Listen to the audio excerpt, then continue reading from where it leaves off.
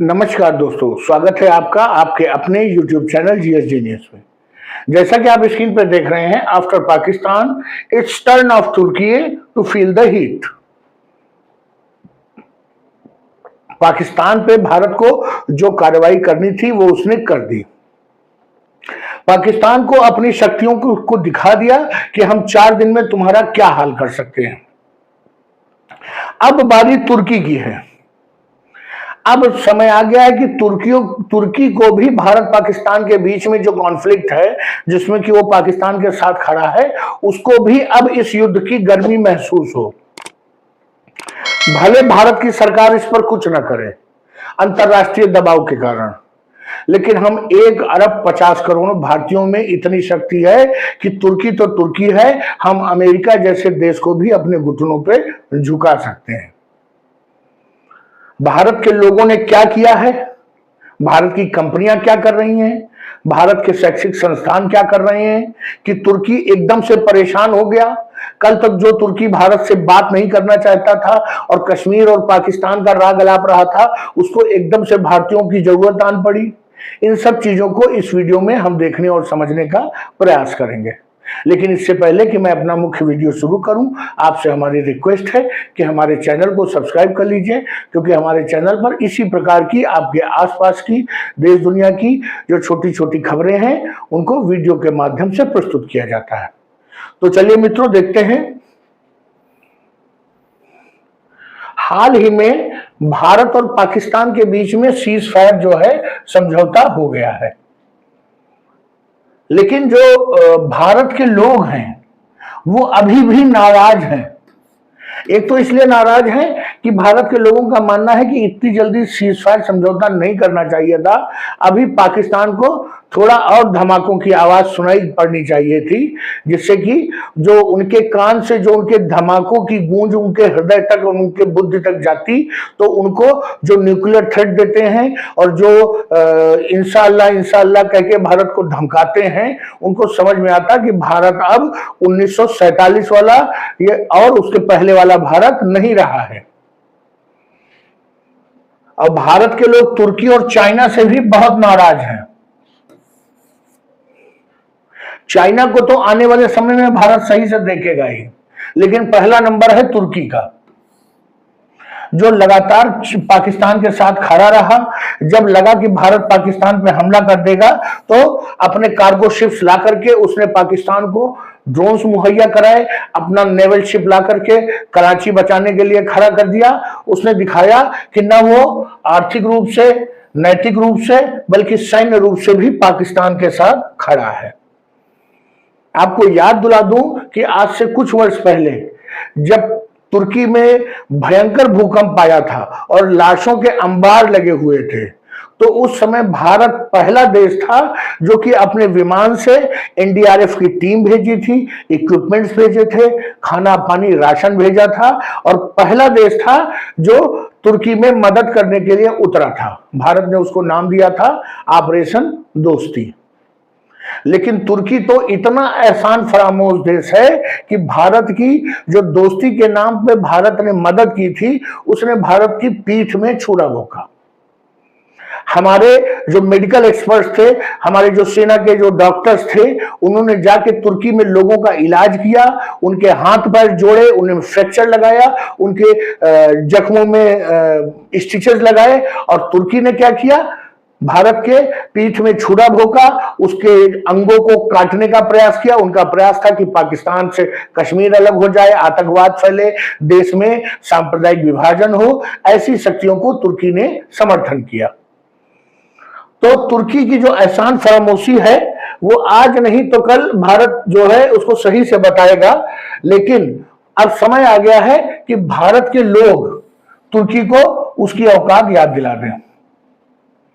तुर्की का बनाया हुआ जो आशीष गार्ड सुंगार ये ड्रोन था, पाकिस्तान ने लगभग 350-400 की संख्या में भारत के शहरों पर इस ड्रोन से हमला किया था।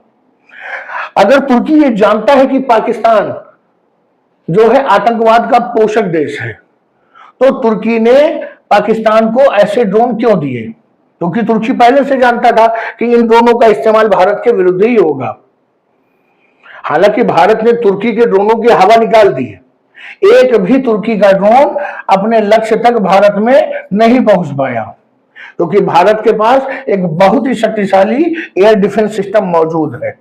लेकिन इन ड्रोनों को गिराने में भारत का बहुत ज्यादा पैसा खर्च हुआ है, हजारों करोड़ रुपया भारत का खर्च हो गया है। जो पैसा देश की जनता के लिए, ह्यूमन डेवलपमेंट के लिए, बच्चों की शिक्षा के लिए, बीमारों के इलाज के लिए, गरीब लोगों के जो अलग अलग योजनाएं चल रही हैं देश में, उनमें खर्च होना चाहिए था, वो पैसा तुर्की के द्वारा अपने पाकिस्तान प्रेम में भेजे गए ड्रोन से निपटने में बर्बाद हो गया।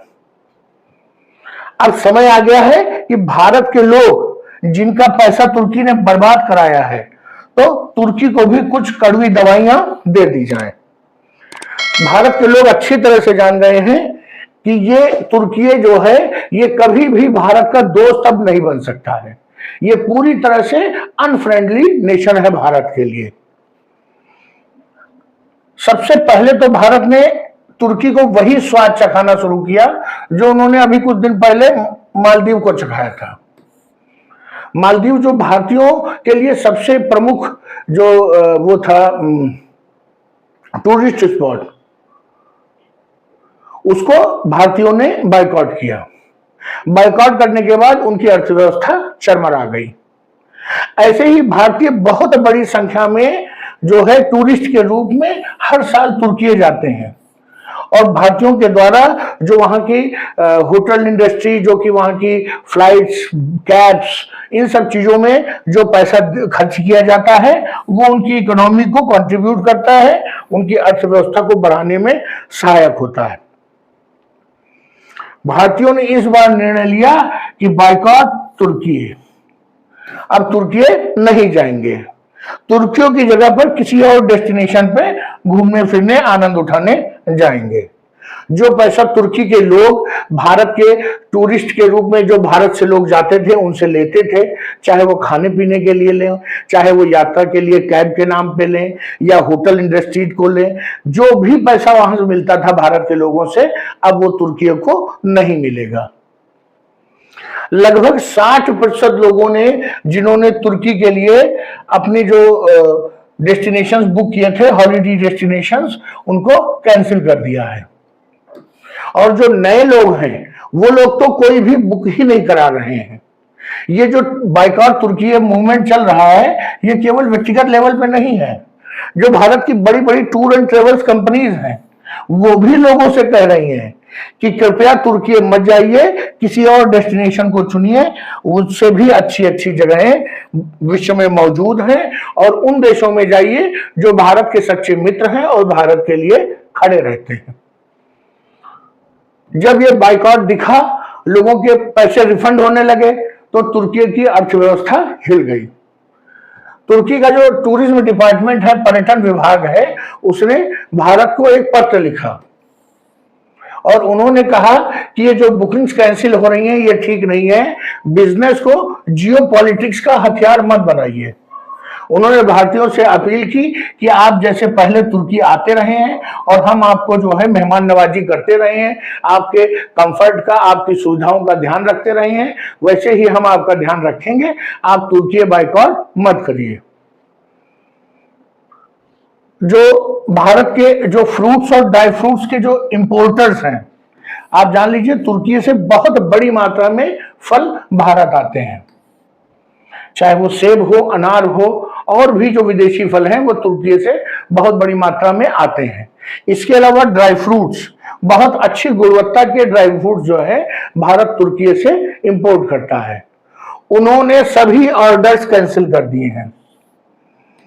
जो ऑर्डर रास्ते में है उनको भी वापस कर दिए हैं और कहा है कि हमें अब आपसे सामान नहीं चाहिए। राजस्थान के जो मार्बल ट्रेडर्स हैं, वो हर साल तुर्की से बहुत बड़ी मात्रा में पत्थर मंगाते हैं, मार्बल, स्टोन, ये सब मंगाते हैं, ग्रेनाइट। उन्होंने भी डिसाइड कर दिया है और प्रधानमंत्री मोदी को पत्र लिखकर कहा है कि अब हम तुर्की से कोई भी सामान नहीं मंगाएंगे। जो जेएनयू, भारत की एक बहुत ही प्रेस्टिजियस यूनिवर्सिटी है जेएनयू दिल्ली में, उन्होंने जो तुर्की की एक यूनिवर्सिटी थी, इनोनू यूनिवर्सिटी, जिसके साथ उन्होंने एकेडमिक कोऑपरेशन के एमओयू साइन कर रखे थे, जिसमें तुर्की के जो टीचर्स हैं, इस यूनिवर्सिटी के जो प्रोफेसर्स हैं, उनको यहाँ आना था, यहाँ के प्रोफेसर्स को वहाँ जाना था, यहाँ के स्टूडेंट्स के बदले वहाँ के स्टूडेंट्स यहाँ आते, यहाँ के स्टूडेंट्स वहाँ जाते, और दोनों देशों के लोग एक दूसरे की जो पढ़ाई लिखाई और शिक्षा से जुड़े हुए जो अच्छी अच्छी प्रैक्टिसेस हैं उनको समझते और अपने देश में उसको लागू करते जाके। लेकिन भारत के साथ खड़े हुए, भारत के हितों को ध्यान में रखते हुए जेएनयू ने इन्होंने यूनिवर्सिटी को लेटर लिख दिया कि राष्ट्रीय सुरक्षा की चिंता से वो इस एमयू को रद्द कर रहे हैं। अब हमारे बीच में कोई भी इस प्रकार का समझौता नहीं है। फरवरी 3, 2025 में ही दोनों यूनिवर्सिटी के बीच समझौता हुआ था।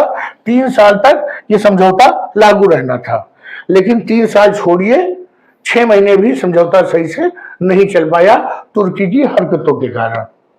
तो मित्रों, तुर्की को यह समझ में आना चाहिए कि जो ये रोका जा रहा है, चाहे वो ड्राई फ्रूट्स मंगाना रोका जाए, चाहे मार्बल मंगाना रोका जाए, चाहे टूरिज्म का बाइकआउट हो, ये सब बिजनेस से जुड़ा हुआ ही केवल मुद्दा नहीं है।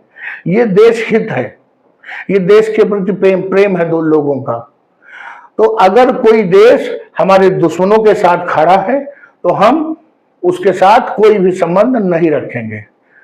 हमारे देश के लोग ये जानते हैं कि अगर हमारे एयर डिफेंस सिस्टम ने इन ड्रोन्स को न्यूट्रलाइज न किया होता तो ये ड्रोन भारत के शहरों में घरों पर गिरते, बड़ी संख्या में लोगों की मृत्यु होती, हमारे सैनिक बहुत बड़ी संख्या में शहीद होते, और वो पैसा कौन सा होता?